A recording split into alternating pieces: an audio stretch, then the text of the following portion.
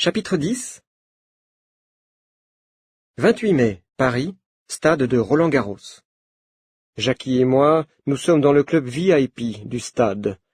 Je parle avec les personnalités du showbiz.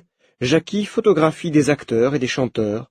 Ils sont contents d'être photographiés, ils sont là pour ça. Soudain, Nina entre dans le bar. Elle nous appelle. « Venez vite, sortez ! Pierrick a un problème sur le court numéro 12. Il est à nouveau tombé dans les pommes, et il doit interrompre son entraînement. » Nous allons rapidement voir ce qui se passe. Pierrick se lève avec difficulté. Nina propose son aide, mais à nouveau, le coach intervient. « Tout va bien, ce n'est pas grave, » affirme-t-il. « Mais vous voyez bien que ce n'est pas normal. Pierrick doit consulter un médecin, » insiste Nina. « Il a son médecin personnel. » J'interviens à mon tour. « Comment ça va, Pierrick ? » « Bien, je vais très bien. Je suis seulement fatigué. » Il répond mécaniquement. Il ne dit pas la vérité. C'est étrange de voir un athlète comme lui se lever avec difficulté, comme un vieil homme. Jackie me parle discrètement. Pierrick se dope. C'est certain, me dit-il. Son corps fait une réaction à des produits dopants. Mais comment le sais-tu ? J'en suis convaincu. J'ai une longue expérience des clubs de musculation. Nina insiste pour que quelqu'un s'occupe de Pierrick. Le coach appelle alors 2 hommes, ses assistants, pour transporter Pierrick. Quand ils passent devant moi, je les reconnais. Ce sont les 2 hommes qui étaient à l'hôtel Métropole à Bruxelles. Ils étaient assis à la même table que le docteur Van der Waaren. Je regarde Jackie. Photographie les 2 types. Je veux les identifier. Ok, répond Jackie. Juste après le transfert de Pierrick au vestiaire, on voit arriver un groupe d'officiels du tournoi. Ils exigent de voir Pierrick. Ce sont les responsables des contrôles antidopage. S'il y a dopage, on va le savoir bientôt.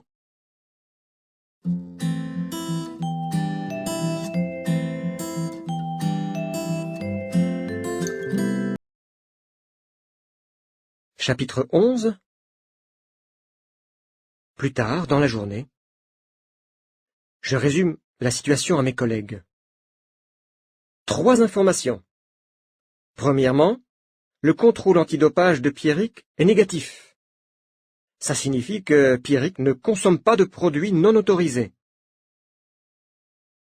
Impossible, dit Jackie. Je ne peux pas le croire. Deuxièmement, j'ai envoyé à Paul Klein les photos que Jackie a prises des assistants du coach. Il les a identifiés. Ce sont des délinquants, des trafiquants. Trafic de quoi ? Demande Nina. Hormones de croissance, produits dopants, drogue, tout ce qui est illégal est cher. Paul dit que ce sont probablement des hommes dangereux. Et la 3e information ? Demande Nina. C'est du lac. La vie a reçu un nouveau message anonyme. Je vous le lis. La mort de Pierrick Martin ne sera pas une mort naturelle. Pour vous, qu'est-ce que ça signifie ? C'est une menace ? Non, c'est une confidence, dit Nina. Voyons. Ce message parle à nouveau de danger, de mort. Pourquoi est-ce que quelqu'un nous envoie ce message à nous et pas à un autre journal ? C'est vrai, il y a d'autres magazines, d'autres paparazzi, dit Jackie. Nous ne sommes pas des paparazzi, dis-je. Celui qui nous écrit, c'est probablement quelqu'un qui sait qu'on s'intéresse spécialement à Pierrick. Autre chose, si les assistants de Jim Jordan sont des trafiquants, il nous faut des informations sur ce coach. Exact. Je m'en occupe, dit Nina.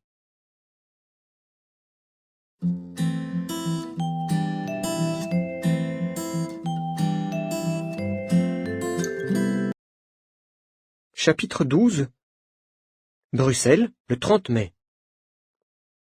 Dans les bureaux de la vie, je vois Jackie près de la machine à café. Je vais lui parler. J'ai publié une petite annonce sur le site web de la vie. Je veux absolument entrer en contact avec notre mystérieux informateur. Qu'est-ce que tu lui écris? Juste une petite phrase. Si vous savez ce que risque Pierrick, aidez-le, écrivez-nous, identifiez-vous. Ouais. Tu espères une réponse? Moi, je pense que notre informateur a probablement de bonnes raisons pour rester anonyme. C'est possible. Ah non. Tu vois, c'est incroyable, la machine à café est de nouveau en panne. Allez, viens. Je t'offre un café à l'Escale, dis-je. L'Escale, c'est notre deuxième bureau. C'est un café qui se trouve juste à côté des bureaux de la vie. Nina est là, elle aussi. Elle est assise à une table, à côté de la fenêtre. Elle nous invite à venir près d'elle. « C'est moi qui vous offre le café, » dit Jackie. « C'est mon anniversaire aujourd'hui. » Je ne me rappelle jamais l'âge de mes amis et des membres de ma famille. Je suis encore moins capable de mémoriser leur date de naissance. « Tu as quel âge, Jackie? 30 ans? demande Nina. « Exact. Bon anniversaire. 30 ans. Ah, il faut vraiment fêter ça, continue Nina. Très bien, répond Jackie. Vous êtes libre samedi? Je vous invite chez moi. C'est petit, mais c'est sympa. Je préparerai un couscous. D'accord? Super, dit Nina. Moi, je m'occupe de l'entrée. Vous aimez le poisson? Je fais une salade de pâtes avec du saumon. D'accord? Paul Klein entre dans le café et vient s'asseoir à notre table. Salut les journalistes, dit-il. J'ai des informations pour vous sur Frankenstein. Il vend en France un produit interdit, le Partox. Ce n'est pas un produit de beauté comme les autres, hein. Il exige une petite intervention chirurgicale. Nous pensons que Frankenstein importe clandestinement du Partox en France et fait illégalement de petites opérations dans sa maison de Fontainebleau. J'ai une idée. Je la communique à Nina et à Jackie. Nina et moi, on va aller voir ce docteur Van der Waaren. On lui fera croire qu'on est un couple et que Nina veut un traitement de Partox. Mais il va voir que j'ai pas besoin de ce truc. Il va pas me croire. Le traitement, ça pourrait être pour toi, non? Nina, ce genre de traitement, c'est plus normal pour une femme. Pas d'accord. C'est égal, Nina. L'important, c'est qu'il nous ouvre la porte. Je veux parler à ce type. Bon.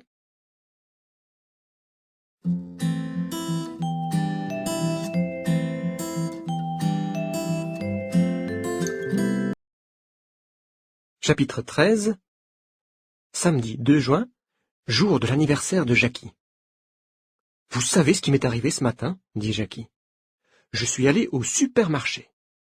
Et rapidement, j'ai remarqué une jeune femme très jolie. Elle m'a regardé, elle aussi.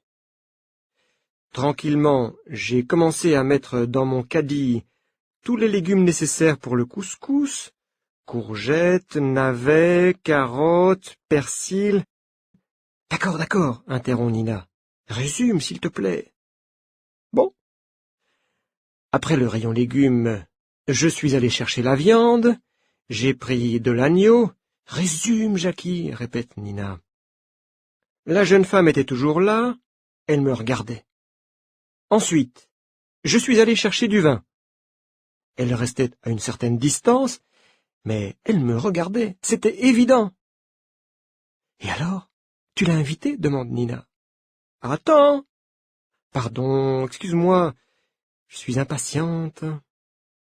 Enfin, je suis allé chercher la semoule au rayon des pâtes alimentaires. Elle était toujours là. Waouh, dis-je, quelle histoire passionnante. Attends. Je suis allé lui parler. Je lui ai dit que j'organisais une petite fête pour mon anniversaire, et je lui ai proposé de venir. Troublée, elle m'a regardé droit dans les yeux et m'a répondu « Qu'est-ce que vous imaginez, monsieur? Je suis une des responsables de la sécurité du magasin. Je suis inspectrice. j'observe les gens qui ont un comportement suspect. C'est tout. Nina et moi éclatons de rire.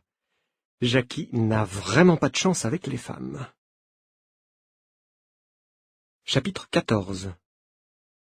Bruxelles, le 4 juin, dans les bureaux de l'Avis, en compagnie de mes 2 collègues. « As-tu reçu une réponse à ta petite annonce sur la page web de l'Avis » me demande Jackie. « Non, dis-je. Peut-être que notre informateur a peur.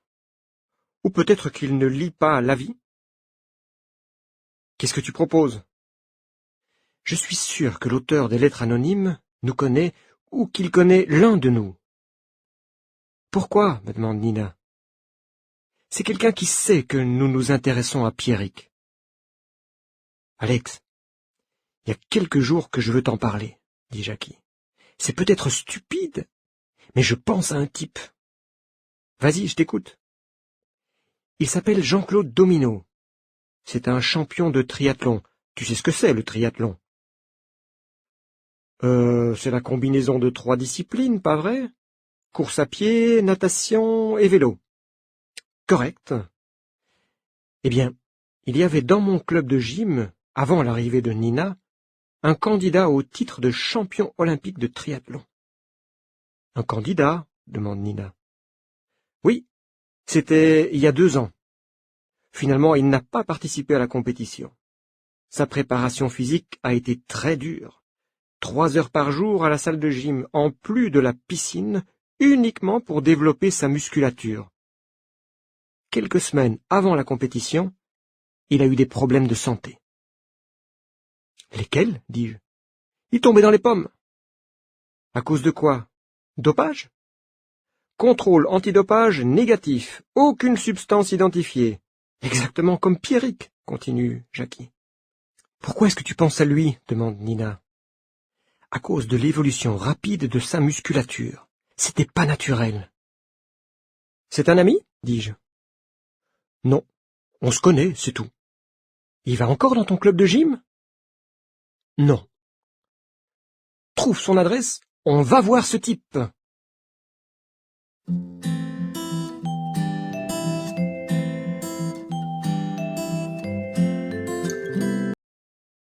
Chapitre 15. Bruxelles, le 5 juin. Jackie et moi, nous entrons dans la maison de Jean-Claude Domino, l'ex-triathlonien. Il n'est pas spécialement content de voir Jackie. C'est un homme grand et gros. Peut-être que c'était un sportif, mais aujourd'hui ses gestes sont lents et mécaniques pour un homme de 30 ans. « Salut Jean-Claude, ça va ?» commence Jackie. « Bof, comme ci, comme ça », répond l'ex-sportif. « Je te présente Alex Leroc, mon collègue à l'Avis. Tu sais pourquoi je viens te voir ? » Aucune idée. Et si je te dis que mon collègue et moi, on s'intéresse à Pierrick Martin ? Moi, je ne m'intéresse pas au tennis, et encore moins à Pierrick Martin, répond Domino. Écoute Jean-Claude, on va te parler sincèrement. Quand je vois la transformation physique de Pierrick, ça me fait penser au problème que tu as eu il y a 2 ans. Je ne comprends pas pourquoi. C'est simple. S'il se dope, pourquoi n'est-il pas déclaré positif ? Tu penses que je vais t'informer, moi ? Et pourquoi ? S'énerve Jean-Claude. Pour aider Pierrick Martin, répond Jackie. Quoi ? C'est pas mon problème si ce type se dope. J'interviens. Apparemment, Pierrick ne se dope pas. On ne sait pas comment il fait pour augmenter aussi spectaculairement ses performances. Nous te demandons ton opinion. Mais peut-être que tu n'as pas d'idée ? Jean-Claude ne répond pas. Dis-nous, qu'est-ce que tu veux ? De l'argent ? demande Jackie. Tu es fou ? répond Jean-Claude. Je continue. Nous, on pense que Pierrick est manipulé par son coach et que sa vie est en danger. Peut-être que tu peux nous aider à dénoncer cette manipulation. Connais-tu une technique qui permet d'augmenter la puissance musculaire ? Une technique impossible à identifier par un simple contrôle antidopage, demande encore Jackie. Jean-Claude ne répond toujours pas. J'insiste. Si tu es une victime de ce système, c'est l'occasion de le dénoncer. Ouais, je comprends, dit Jean-Claude. Je décide d'accélérer l'interrogatoire. Qu'est-ce qui donne cette force incroyable à Pierrick? L'ex-triathlonien ne répond pas. Jackie insiste lui aussi.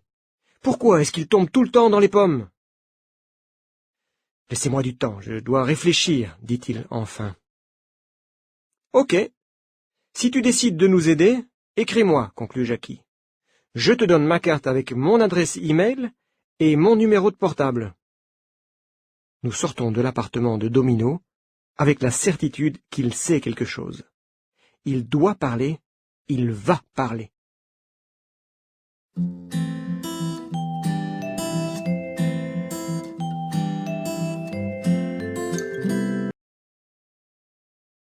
Chapitre 16. Le 8 juin, Fontainebleau, près de Paris. Nina et moi avons rendez-vous chez le docteur Van der Waaren, alias Frankenstein. Il croit que nous sommes intéressés par un traitement au Partox. Qu'est-ce que nous allons lui dire? Comment allons-nous le faire parler? Un appel sur mon portable, c'est Jackie. « Alex, où êtes-vous? » Je viens de garer la voiture, on va entrer chez Van der Waaren. Ouf! Juste à temps. J'ai reçu un email de Jean-Claude, l'ex-triathlonien. Écoute, je te le lis. Pierrick Martin n'est pas dopé. Sa musculature est le résultat d'une opération. Un chirurgien, le docteur Van der Waaren, lui a transféré du matériel génétique dans les muscles. C'est une nouvelle technique. Il a transféré à Pierrick les gènes de l'EPO, une substance qui régule la concentration d'hémoglobine, et les gènes de l'IGF-1, pour augmenter le volume et la puissance musculaire. Les effets sont rapides, spectaculaires et impossibles à détecter. Mais il y a des effets secondaires. Ça provoque une hypertension artérielle et des pertes de conscience. Il risque de mourir d'une crise cardiaque. Je sais ce que je dis. Van der Waaren m'a opéré il y a 2 ans. J'ai été obligé d'abandonner toute activité sportive. Merci Jackie, tu es formidable. Nous sommes devant la villa de Van der Waaren. Elle est magnifique. Le style de maison qu'un médecin inactif ne peut pas acheter. Nina et moi allons sonner à la porte. Les caméras nous fixent. Nous sommes identifiés et nous entrons. Après quelques instants, Van der Waaren nous reçoit dans son bureau. Il me regarde. Il se rappelle mon visage. « On se connaît ?» me demande-t-il. Pourquoi attendre? Avec les informations que Jackie m'a données, je décide de passer à l'action. Oui, nous nous sommes vus à l'hôtel Métropole à Bruxelles, le jour où Pierrick Martin est tombé dans l'escalier. Je me présente, Alex Leroc, et voici ma collègue, Nina Lavandy. Nous sommes journalistes à la vie. Nina me regarde, étonnée. Van der Waaren me regarde aussi. Je veux profiter de l'effet de surprise. Nous ne venons pas pour un traitement au Partox. Nous venons pour vous parler de Pierrick Martin. Alors sortez, je vous prie. Je n'ai pas l'intention de parler avec vous. Est-ce que Pierrick peut résister encore longtemps à l'IGF-1? Sa vie est en danger, n'est-ce pas? Cette fois, Van der Waaren est complètement surpris par ma question. « Sortez !» Nina intervient. « Attendez, docteur. Nous avons assez d'informations pour publier un article dans la prochaine édition de La Vie. Vous savez que Pierrick est en danger. Si vous ne faites rien, vous êtes complice. Mais si vous collaborez avec nous, ça change tout. Qu'est-ce que vous décidez ?» L'argument de Nina est décisif. Van der Waaren change d'attitude. « Comment savez-vous que j'ai opéré Pierrick Martin ?» Nous n'étions pas certains, mais vous nous le confirmez. Nous sommes en contact avec un autre sportif que vous avez opéré. Ah, maintenant je comprends. Vous vous décidez à dire la vérité, docteur? Je ne supporte pas cette situation, ça ne peut pas continuer. Je suis fatigué, oui. Je suis prêt à parler.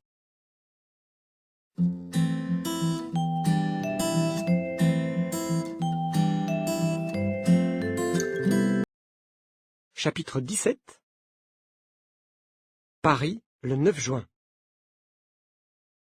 Avec la confession de Van der Waaren, nous pouvons maintenant aller voir Pierrick. Nous le rencontrons dans un vestiaire à Roland-Garros. « Pierrick, nous devons absolument vous parler. »« Ah non, ça suffit. »« Attendez, il n'est pas question d'histoire d'amour ni de bijoux de luxe. C'est beaucoup plus sérieux. »« Laissez-moi tranquille, vous n'êtes pas des gens sérieux.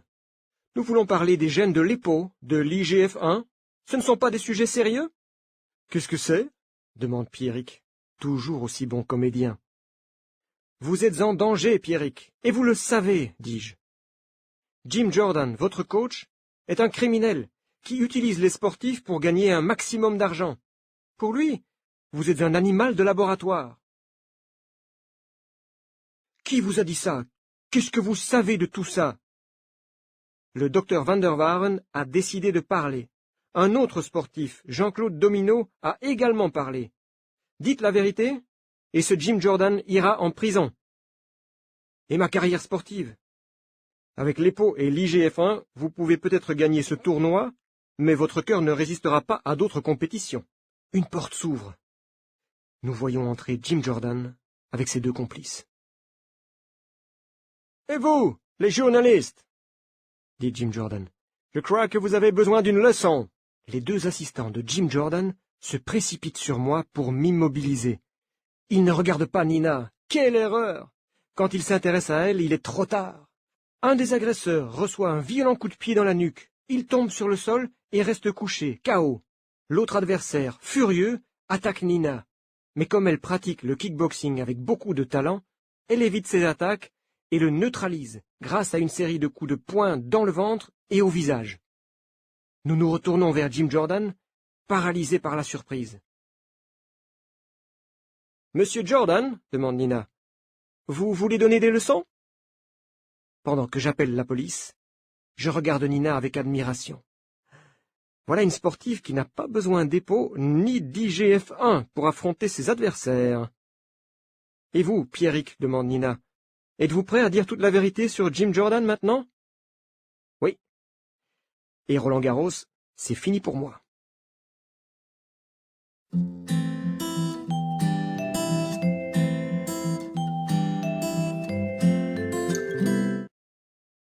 Chapitre 18. Bruxelles, le 20 juin. Nous sommes au café L'Escale, autour d'une table, en compagnie de Paul Klein. « Vous avez des nouvelles de Pierrick ?» me demande le policier. « Il abandonne définitivement la compétition. »« Et le docteur Van der Waaren, qu'est-ce qui va lui arriver? Tu as une idée, Paul ?» demande Jackie.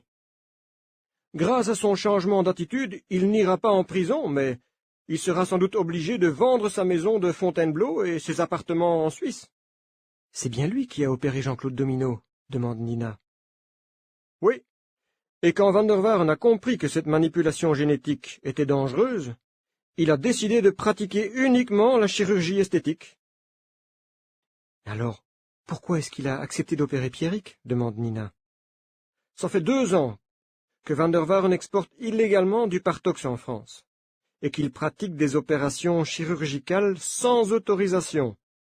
Jim Jordan a été informé du trafic, et il a obligé Van der Waaren à opérer Pierrick Martin en échange de son silence. Vous connaissez la fin? Effectivement, dis-je. Jean-Claude Domino nous a informés, ensuite c'est Van der Waaren qui a parlé, et enfin Pierrick Martin a dit la vérité. C'est ce qu'on appelle l'effet domino.